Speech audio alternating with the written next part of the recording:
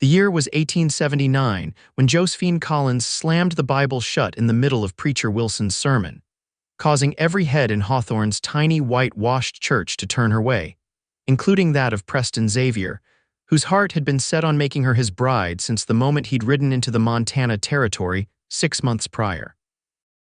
"Marriage should be between equals," Josephine announced, her golden brown curls bouncing as she stood, ignoring the gasps rippling through the congregation. "And I'll not marry a man who can't even read the vows he's meant to speak." Preston's weathered face flushed crimson beneath his tan as whispers erupted around him. At 30 years old, he was respected throughout Hawthorne for his skills with horses and cattle, but in that moment, all anyone saw was the shame he'd kept hidden for so long. He'd built his ranch with his bare hands, survived outlaws and blizzards, but letters on a page might as well have been hieroglyphics from ancient Egypt. Josephine, 22 and the town's schoolteacher, swept down the aisle with her chin high, leaving Preston among the stunned parishioners. Her father, the town doctor, hurried after her, mortification evident on his face. "That girl has more pride than sense," muttered Mrs. Holcomb, the general store owner's wife. Turning down the finest rancher in the county because he never had schooling, Preston remained frozen in his seat. The proposal he'd practiced for weeks lay shattered at his feet. He'd planned to ask her properly that very afternoon, after sharing the Sunday meal with her family. Instead, she'd publicly rejected a question he hadn't even had the chance to ask. Later that day, Preston rode the 5 miles back to his ranch, the Xavier spread, with his shoulders hunched against more than just the autumn wind. His foreman, Thomas Miller, greeted him at the barn.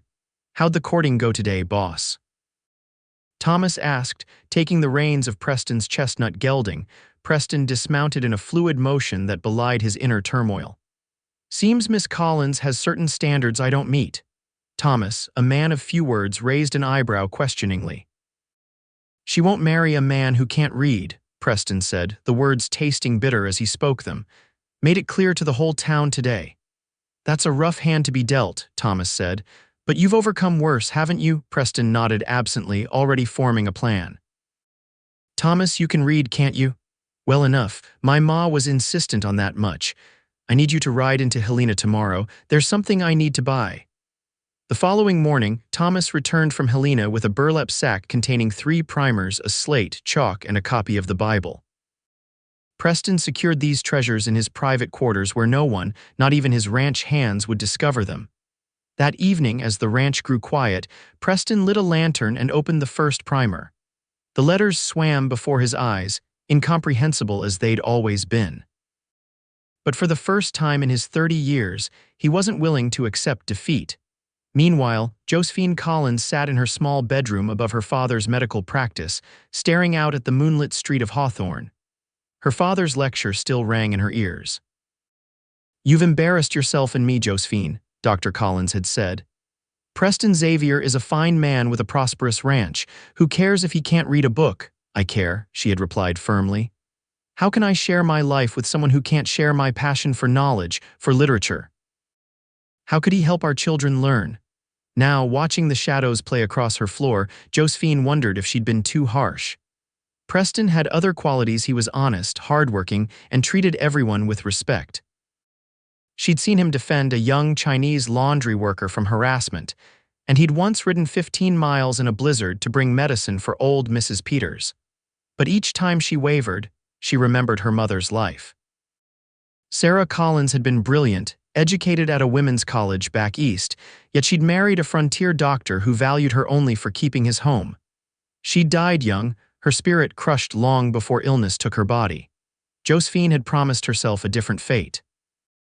The next day, as Josephine walked to the schoolhouse, she noticed Preston's tall figure emerging from the general store. Steeling herself, she continued forward, prepared for anger or recrimination. Instead, he tipped his hat politely. "Morning, Miss Collins," he said, his deep voice betraying no hint of yesterday's humiliation. "Mr. Xavier," she acknowledged, surprised by his composure. "Fine day for learning," he commented, glancing toward the schoolhouse where her pupils were gathering. Then he mounted his horse and rode away, leaving Josephine puzzled by the encounter. What she couldn't know was that Preston had just purchased more chalk and a journal, items Thomas had forgotten yesterday. Over the next weeks, Preston established a routine. Each morning, he rose before dawn to study his primers by lamplight. Each evening, after the ranch work was done, he practiced writing on his slate, his large fingers clumsy around the small piece of chalk. Thomas became his reluctant tutor, spending an hour each evening helping Preston sound out words and recognize letters. Progress was agonizingly slow. Preston had spent his entire life avoiding letters and words, developing clever ways to hide his illiteracy. Now, forcing his mind to connect the symbols with sounds felt like breaking wild horses, painful, exhausting, and filled with setbacks. "This is pointless," Preston growled one night after an hour of struggling with three-letter words. "I'm too old to learn this. My brain won't bend that way anymore." Thomas, usually patient, shook his head. "That's horse manure and you know it. You learn to track game by the faintest signs. You can calculate the profit on 50 head of cattle faster than any banker. Your brain works just fine." Preston rubbed his tired eyes. "Why am I doing this?" She made her feelings clear. "Are you doing this for her or for yourself?" Thomas asked. The question hung in the air. Preston had never considered it that way. "Both, I reckon," he finally answered. "I'm tired of having half a life. Tired of avoiding newspapers and pretending I forgot my spectacles when faced with a contract." 2 months passed. Winter settled over Hawthorne, blanketing the Montana landscape in snow. Josephine continued teaching, though she found herself watching the road more often, hoping for glimpses of Preston. She'd heard he rarely came to town anymore, sending his men instead. The women at the quilting circle whispered that he was courting a widow over in Blackwater, but Josephine dismissed this as gossip. One Saturday in January, Josephine was organizing books in the small-town library, really just a corner of the church basement, when the door opened, bringing a gust of cold air. Preston Xavier stood in the doorway, snow dusting his broad shoulders and Stetson. "Mr. Xavier," she said, unable to hide her surprise. "Can I help you find something?" He removed his hat, revealing dark hair in need of a trim. "I heard you have books folks can borrow." "Yes, we do," she said carefully. "Are you interested in taking one?" A muscle twitched in his jaw. "I am." She gestured toward the shelves. "What subject interests you?" Preston approached slowly, his boots loud on the wooden floor. "I thought maybe something simple to start. A story, perhaps." Josephine's heart quickened. Could it be? "Mr. Xavier, are you saying?" "I can read a little now," he said, the admission clearly costing him pride. "Not well. Simple things, mostly." Josephine stood speechless for a moment. "You've been learning," he nodded once. "Since October." "But why?" His blue eyes met hers directly. "You know why, Miss Collins." The implication sent warmth rushing to Josephine's cheeks. "Mr. Xavier, I never meant to shame you. I spoke hastily that day." "You spoke your truth," he said simply, "and it was time I faced mine. Now about that book." Josephine selected several options, finally settling on a collection of short tales by Washington Irving. "These stories are entertaining but not overly complex," she explained. "Perhaps you could start with Rip Van Winkle." Their fingers brushed as she handed him the volume, and neither pulled away immediately. Preston cleared his throat. "I'd be obliged if you kept this between us for now. I'm not ready for the town to know." "Of course," she agreed, "and if you need any assistance." A small smile crossed his face. "I'll keep that in mind, Miss Collins." After he left, Josephine sat beside the pot-bellied stove, her mind racing. Preston Xavier, one of the most prideful men she knew, had humbled himself to learn reading. Not just for her, she suspected, but because her words had awakened something in him, a desire for knowledge he'd suppressed for decades. The following weekend, Preston returned the Irving book. "I made it through 2 stories," he said, a hint of pride in his voice. "Took me all week, but I did it." "That's remarkable progress," Josephine said sincerely. "Most adult learners take much longer." "I've been putting in the hours," he admitted. Every morning before dawn, every night before bed, their meetings became a Saturday ritual. Preston would arrive just as Josephine finished her library duties, returning one book and borrowing another. Sometimes they would discuss what he'd read, and Josephine marveled at his insights, despite his still rudimentary reading skills. "You've a natural intelligence," she told him one snowy afternoon in February. "You notice things others miss." "Had to," he replied. When you can't read signs or notices, you learn to listen harder, watch closer. By March, as the first hints of spring softened the Montana landscape, Preston had progressed to more complex material. Their conversations lengthened, stretching from minutes into hours. They spoke of books, yes, but also of their lives, their dreams, and their fears. Josephine learned that Preston had lost both parents by 12 and had worked cattle drives since 14. She discovered his dry humor and his unexpected gentleness. In turn, she shared stories of her childhood in St. Louis, her mother's illness, and her father's decision to move west for a fresh start after her mother's death. "I sometimes wonder if I'm too rigid," Josephine confessed one Saturday. "My father says I hold too tightly to principles." "Principles are worth holding," Preston replied. "Without them, what guides us?" The town, of course, noticed these meetings. Gossip spread rapidly in Hawthorne. Dr. Collins questioned his daughter about her sudden interest in spending Saturdays at the library. "Preston Xavier has been seen coming and going," he noted casually over breakfast. "People are talking. Let them talk," Josephine replied, buttering her toast. "Mr. Xavier and I are just friends." Dr. Collins studied his daughter. "He'd still make a fine husband, Josephine. His inability to read doesn't diminish his character." Josephine merely smiled. She'd promised Preston to keep his secret, and she would honor that promise. April brought cattle sales, keeping Preston busy with drives and negotiations. Their Saturday meetings paused, and Josephine found herself missing their conversations more than she cared to admit. When he finally reappeared in early May, she couldn't hide her pleasure.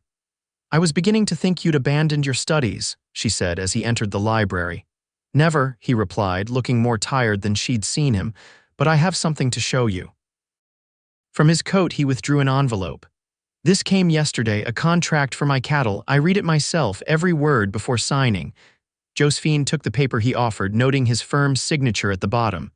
"Preston, this is wonderful." "There's more," he said, his voice low. He reached into his pocket and produced a folded paper. "I wrote this for you." Josephine unfolded it carefully. The handwriting was labored but legible. "Miss Collins, words don't come easy to me on paper or spoken.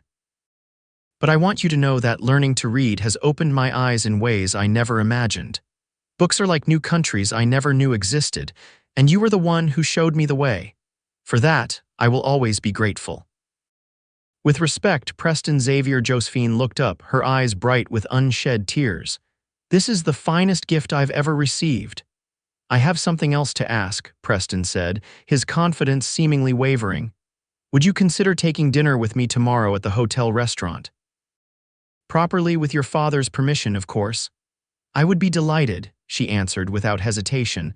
The dinner was the first public acknowledgement of their relationship. Preston arrived at the Collins home in a freshly pressed suit, his hair neatly trimmed. Dr.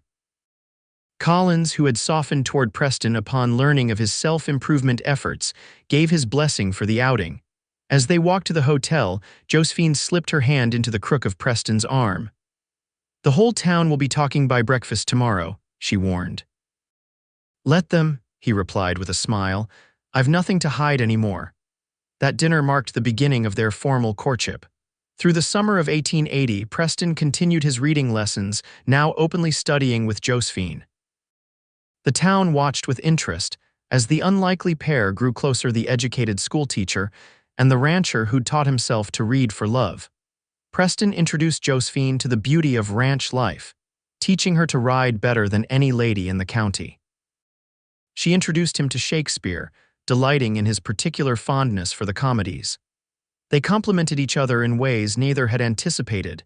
In August, a traveling dramatic company performed Romeo and Juliet in Hawthorne's town hall. Preston surprised everyone by purchasing front-row tickets. "I thought you might like to see the words come alive," he told Josephine as they took their seats. During the performance, he whispered in her ear, "I've been practicing this play for weeks. Wanted to understand every word." Josephine turned to him, amazed. "You read the entire play?" "Twice," he confirmed. "Though I think these star-crossed lovers could have used some Montana common sense." She laughed, drawing disapproving glances from nearby spectators. In that moment, Josephine knew she'd fallen completely in love with Preston Xavier. Autumn came again, painting the landscape in golds and reds. 1 year had passed since Josephine's declaration in church. On a Sunday afternoon, Preston took her riding to a hilltop overlooking his ranch. The valley spread before them, his herds visible as dark specks against the golden grass. "I've built all this from nothing," Preston said, gesturing toward his land. "But it wasn't until this past year that I realized how incomplete my life was." He reached into his saddlebag and withdrew a book. "This is the first book I ever bought, a Bible like the one in church." He opened it carefully to a marked page. "I've been practicing this passage for months now." With careful deliberation, he read from the Song of Solomon. "Set me as a seal upon thine heart, as a seal upon thine arm, for love is strong as death." Josephine watched, her heart swelling with pride and love as Preston read the words without hesitation, his deep voice giving them new meaning. When he finished, he closed the Bible and turned to her. "Josephine Collins, a year ago you said you wouldn't marry a man who couldn't read. I respect that. But I stand before you now, asking if you would consider marrying a man who learned to read because your challenge made him want to be better." From his pocket, he produced a simple gold ring. "This was my mother's. I've kept it all these years, waiting for the right woman to wear it." Tears spilled down Josephine's cheeks. "Yes," she whispered. "Yes, I will marry you, Preston Xavier." He slipped the ring onto her finger, then pulled her into an embrace that spoke more eloquently than any written word. Their wedding took place in November 1880, in the same church where Josephine had once rejected the very idea of marrying Preston. The irony wasn't lost on the townsfolk, who filled the pews to witness what many called Hawthorne's most romantic union in memory. Dr. Collins walked his daughter down the aisle to where Preston waited, looking handsome and nervous in his new suit. When the time came to exchange vows, Preston surprised everyone by reciting his from memory, never once glancing at the paper in his hand. "I, Preston, take thee, Josephine, to be my wedded wife, to have and to hold from this day forward, for better, for worse, for richer, for poorer, in sickness and in health, to love and to cherish, till death us do part." His voice never wavered, and Josephine's eyes shone with tears as she recognized the hours of practice those words represented. After the ceremony, during the celebration at the town hall, Thomas Miller raised a toast to the newlyweds. "To Preston and Josephine Xavier, who proved that it's never too late to learn something new, whether that's reading or loving." Their first year of marriage brought adjustments for both. Josephine moved to the Xavier Ranch, converting one of the rooms into a library that grew steadily as Preston ordered books from as far away as Chicago. She continued teaching at the Hawthorne School, riding in each morning and home each afternoon, weather permitting. Preston's reading improved daily. By their first anniversary, he could read newspapers fluently and had developed a particular fondness for adventure novels. More importantly, he'd begun keeping proper business records, expanding his operation with a newfound confidence in his abilities. In the spring of 1882, Josephine discovered she was expecting their first child. Preston's joy knew no bounds. He immediately began planning an addition to the house and ordering books specifically for children. "Our child will grow up surrounded by words," he promised Josephine, his hand gently resting on her growing belly. "And stories and learning, and love," she added, covering his hand with hers. "Most importantly, love." Their son, William Thomas Xavier, was born in November 1882, exactly 2 years after their wedding. He had Preston's blue eyes and Josephine's determined chin. From his earliest days, both parents read to him daily simple nursery rhymes from Josephine, and cattle-driving adventures from Preston that made Josephine roll her eyes but always ended with lessons about honor and courage. As William grew, so did the Xavier ranch and family. A daughter, Elizabeth Sarah, joined them in 1884, followed by another son, James, in 1886. Each child was raised with a love of books and learning, alongside practical knowledge of ranching and the natural world. Preston became known throughout Montana Territory not just as a successful rancher, but as an advocate for education. He donated generously to build Hawthorne's first proper schoolhouse in 1885 and established a scholarship fund for children who wished to continue their education beyond what the town could offer. "Every child deserves the chance to learn," he told the town council. And no adult should feel ashamed to seek knowledge, no matter their age. In private moments, Josephine sometimes marveled at how differently their lives might have unfolded had she not spoken so boldly that Sunday in church, or had Preston not been stubborn enough to transform himself rather than simply finding another woman with fewer demands. You ever regret it? She asked him one evening as they sat on their porch, watching the sunset paint the distant mountains while their children played in the yard. All those dawn hours struggling with letters and sounds. Preston took her hand, running his thumb over the gold band that had been on her finger for 7 years now. Not for 1 second, he replied. Learning to read opened a door, but loving you opened my entire world. In 1890, as Montana celebrated its first year of statehood, the Xavier family had grown to include 4 children. Preston, now respected as one of the region's most successful ranchers, had expanded his holdings to include 3 adjoining properties. Josephine had become the superintendent of schools for the county, overseeing the education of hundreds of children. They still made time each evening to read together, sometimes sharing classics with their children, other times enjoying private moments with poetry or novels after the little ones were asleep. Preston's favorite ritual remained reading the newspaper aloud each Sunday morning, proudly demonstrating the skill that had once seemed as impossible as touching the stars. On their 10th wedding anniversary, Preston surprised Josephine with a special gift. He led her blindfolded to the newly constructed wing of their ranch house. "You can look now," he said, removing the blindfold. Josephine gasped at the sight before her. A proper library with floor-to-ceiling bookshelves, comfortable reading chairs, and a large window overlooking the mountains. But what brought tears to her eyes was the small desk in the corner. "That's my mother's writing desk," she whispered, approaching it reverently. "How did you?" "Your father had it in storage," Preston explained. "He agreed it should come to you." On the desk lay a leather-bound journal. Josephine opened it to find Preston's handwriting on the first page. "For Josephine, who taught me that words have power, but actions prove love. I promise to keep learning, growing, and loving you more each day for the rest of our lives." Josephine turned to embrace him, words inadequate to express her feelings. "You've come so far from the man I once thought you were." "I'm still that same man," Preston replied, "just with the courage to be more than I thought possible, and that courage came from you." As the years passed, the Xavier family became a cornerstone of Hawthorne and the surrounding county. Their children grew tall and strong, each finding their own path, but all carrying the love of learning their parents had instilled in them. William, their eldest, showed a particular aptitude for business and partnered with his father in expanding the ranch operations. Elizabeth inherited her mother's teaching gift and eventually took over the Hawthorne School. James, the adventurous one, studied law in Helena before returning to represent the increasingly complex legal needs of the growing region. Their youngest, Rebecca, born in 1891, combined her father's affinity for ranching with her mother's scholarly nature, eventually writing a well-regarded book on sustainable cattle practices that changed ranching throughout the West. In 1899, as the century drew to a close, Preston and Josephine celebrated 20 years of marriage. The celebration, held at their ranch, brought together nearly everyone from Hawthorne and the surrounding farms and ranches. Even Thomas Miller, now running his own successful spread in Idaho, returned for the occasion during the festivities. Dr. Collins, now in his 70s but still sharp-minded, raised a glass to his daughter and son-in-law.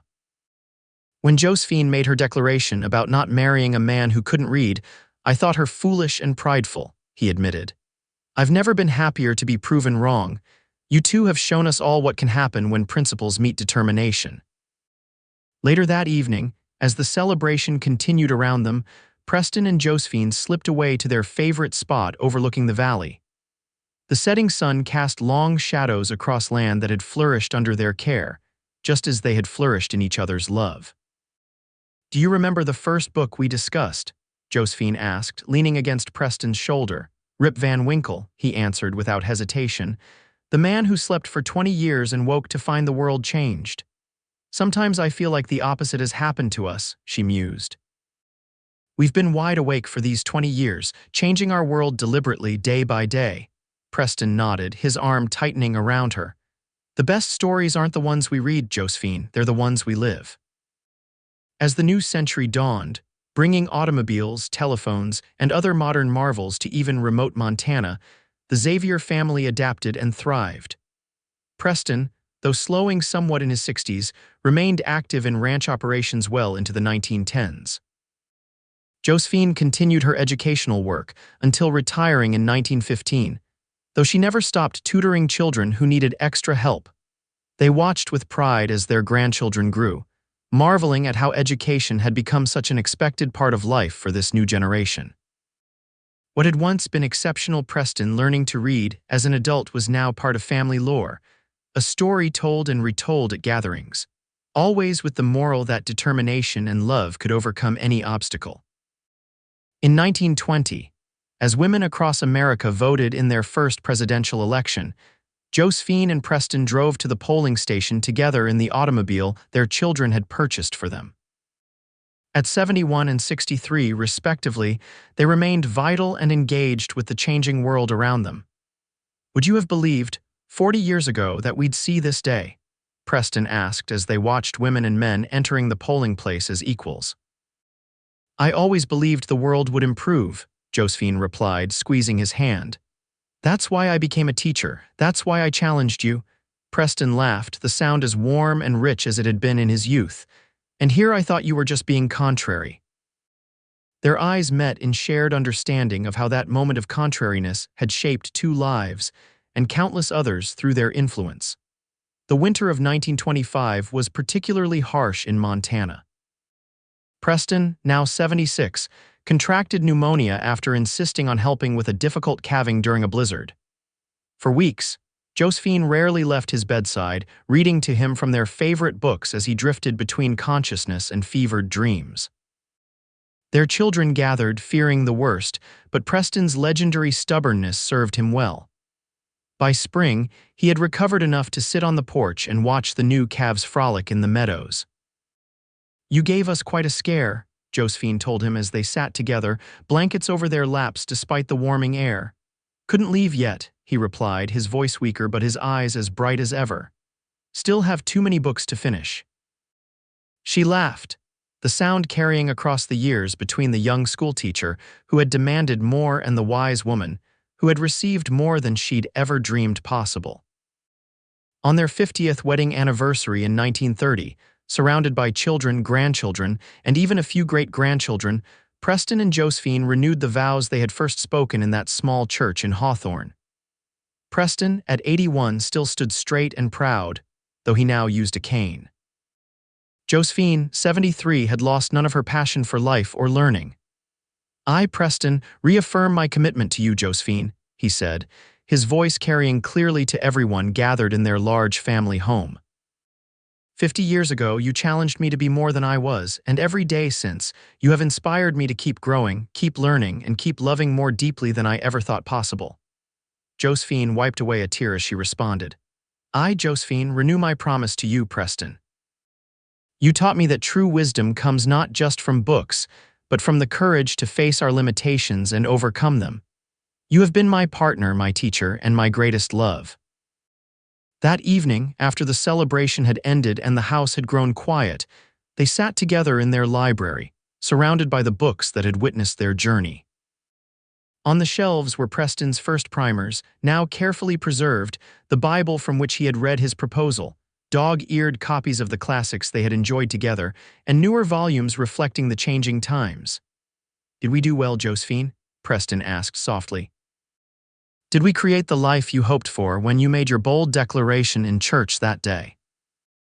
Josephine turned to the man who had transformed himself for love, whose determination had built not just a prosperous ranch but a legacy of learning and growth that would continue long after they were gone. "We did better than well, my love," she answered, taking his weathered hand in hers. "We created a story worth reading again and again." And in the years that followed, their story was indeed told and retold throughout Montana, how a proud cowboy had learned to read in secret for months, all for the love of a woman who refused to settle for less than she believed possible. Their lives stood as testament to the power of love not just to accept, but to elevate, not just to compromise, but to transform. When Preston passed away peacefully in his sleep in 1936 at the age of 87, the leather-bound Bible he had first purchased to learn reading was found open beside him, a ribbon marking the passage from Song of Solomon he had read to Josephine on the hilltop when he proposed. For love is strong as death. Josephine lived 4 more years, continuing to read daily and often sharing stories of Preston with anyone who would listen. Before her death in 1940, she completed a memoir titled Learning Love, chronicling their extraordinary journey from that confrontational Sunday in church to their half-century of partnership. The Xavier Ranch continues to this day, operated by their descendants who maintain the family traditions of hard work, education, and the belief that it's never too late to learn something new. And in the Hawthorne Historical Society, visitors can still see Preston's first slate and chalk, preserved alongside Josephine's teaching credentials, silent witnesses to a love story that began with a challenge and ended with a legacy neither could have imagined when they first locked eyes across a small Montana church in 1879. In Hawthorne, Montana, they still tell the story of the cowboy who learned to read for love, and the schoolteacher brave enough to demand what others thought impossible. It remains, perhaps, the greatest lesson either of them ever taught, that love, when true and determined, can transform not just 2 lives but generations to come.